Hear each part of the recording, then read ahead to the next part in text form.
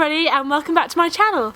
Today I'm going to be doing my May wrap up and I've decided to take myself into my garden because this is probably one of the only nice days we're going to get in England. So let's get started. So in the month of May I read a grand total of 7 books. Most of them were quite small, but I was finishing off the last of my uni assignments, writing quite a few essays, so I didn't have a chance to read sort of thick in-depth books, which is a bit of a shame, but thankfully all that's out the way now and I can focus on reading a lot in the summer. On the whole it's been a pretty good reading month. Obviously we had the book buddy-a-thon, which I will do first. Most of these are short stories, I'm just going to tell you now. I'm catching up on a lot of short story collections that I haven't read, so let's get straight into it. So the book buddy-a-thon I did with Brittany from Under the Radar Books and Chelsea from The Reading Outlaw, and our main book that we read was Hank Hang's Human Acts. This is, I think, a really difficult one. I didn't enjoy this, and I know that this is a horrific book in terms of the content, but I just didn't particularly like this book. This book is set in 1980 and it is about the events of the student uprising in South Korea, and that really interests me. I've never read a book set in South Korea, and it's also translated by Deborah Smith, who is an absolutely fantastic translator, and she also did an introduction at the start of the book that I absolutely loved. But I just didn't get along with it very well. I felt that it was quite disjointed and not in a particularly relevant way. The writing style was unbelievably beautiful. I mean, that is something that needs to be said for sure. And I will definitely be picking up The Vegetarian because I haven't read that. The horrific descriptions of these bodies after the student uprising, the army was let out onto the street and there are just hundreds of bodies laying on the street, and the description of those were very hard to stomach, but I could cope with it. But I think for people that are probably a little bit squeamish or a bit uncomfortable with that, you might really struggle to read this. Yeah, I'd probably give this about 3 stars. None of us particularly loved it, and we all agreed that it was a little bit disjointed. It almost felt like a collection of short stories more than a novel. I think I'm going to have to reread this. I'm going to have to give it another go. I don't know if I've read this at sort of the wrong time in my life, but this certainly just wasn't for me. It's such a shame because so many people love it and I wanted to love it, and I just didn't, unfortunately. I'm gutted about this one. I've got to give it another go soon. The next book I read in the book buddy-a-thon was The Dinner by Herman Koch. I think the best way for me to explain this book is to say that it's about 2 couples, and the men are both brothers, and the one is called Serge and he is quite upper class and the one is not quite as upper class,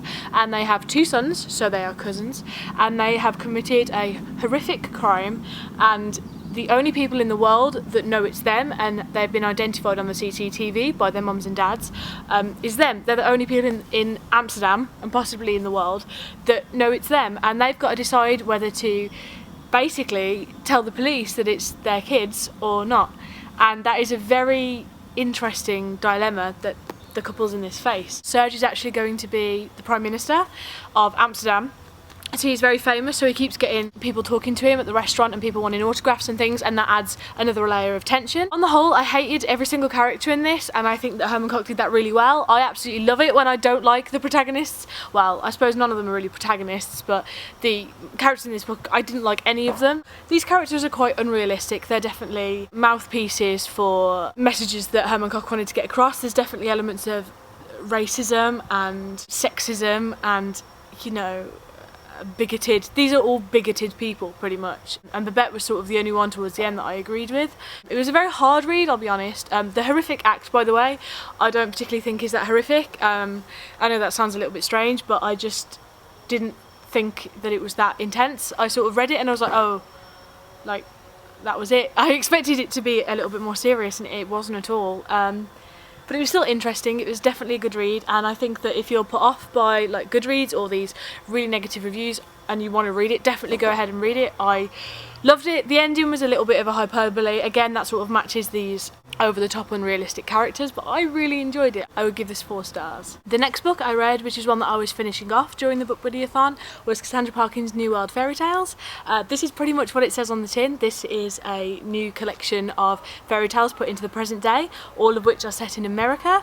This is a very popular book on BookTube. You probably heard everybody talk about it, and it is very, very good. Definitely agree with the hype surrounding this book. I think it's absolutely excellent. Cassandra Parkin has a very clever way of incorporating the classic fairy tales to a new and contemporary audience as well as a contemporary setting. Only problem, and it was a problem on my part, is that I couldn't help but try and guess which fairy tales they were based on, which sort of took me out of them a little bit, which is a stupid idiot thing on my part. Definitely recommend you picking it up if you can find it.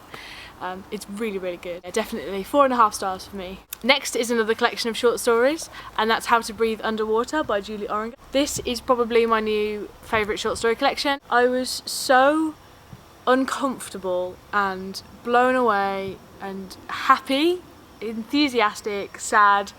I laughed out loud, I cried. I felt all the feels during this. My feelings that I had as a childhood were actually like put down into words by Julie, and I don't know how she did it. A Note to My 6th grade self is definitely my favourite. That thought process of knowing all these people in the class don't like you, no matter how smart or funny or enthusiastic or sporty or pretty or anything that you try and be, they're not interested and they don't want anything to do with you. I loved every single one, and this is gonna be in my top 10 favourite books of the year, 100%. This is a definite 5 stars. You have to read this, everybody. Go and read it. Okay, so now we're moving on to the rest of the books that I read in May, and the first one was Vertigo by Joanna Walsh. This is the most recent book that I've been reading, and unfortunately this is a did not finish for me.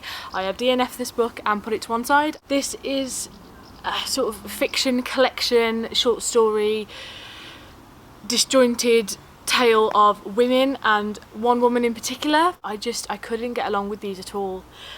It's such a shame. I had no intention of picking them up. I was a bit bored really, but I really didn't want to read it, and I ended up going through the 4 short stories that I read quite slowly. Yeah, it's a bit of a shame for this one, but that's how it goes sometimes. The next that I read is a collection of short stories, and that's Don't Try This at Home by Angela Redmond. This was really fun for me. This is a magical realism short story collection. Definitely my favourites in here was the one about the woman that works at the chip shop who becomes Elvis. That one is quite interesting, and definitely the first one, which is called Don't Try This at Home, where the woman decides to cut her boyfriend in half, and she keeps cutting him in half and in half and in half, so he can do more things around the house, and as you can imagine that doesn't particularly go the way as planned. Yeah, on the whole I think this is a really fun read. I would give this 4.5 stars, and I would definitely recommend this if you're thinking about picking it up. And lastly, this came out I think 2 weeks ago, and as soon as it came in the post I had to read it. You've probably just seen it in my May book haul, but that's Bodies of Water by V.H. Leslie. So this has 2 perspectives. One is set in Victorian London and the other is set in present day. So in Victorian London, a young girl called Evelyn has suffered a breakdown and she has to go to the water healing hospital.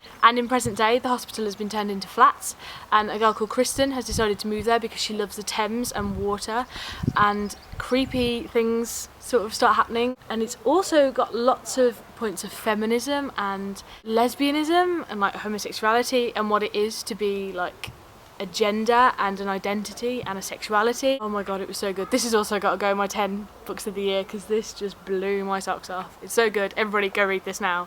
Definitely a 5-star read for me. And that is everything. Thank you all so much for watching. I'm really sorry if the lighting was super dodgy. If you've read any of these books, or if you've got anything to say or any recommendations based on these books, please let me know. Thank you all so much for watching. I hope you have a lovely week, happy reading, and I'll see you in my next video. Bye!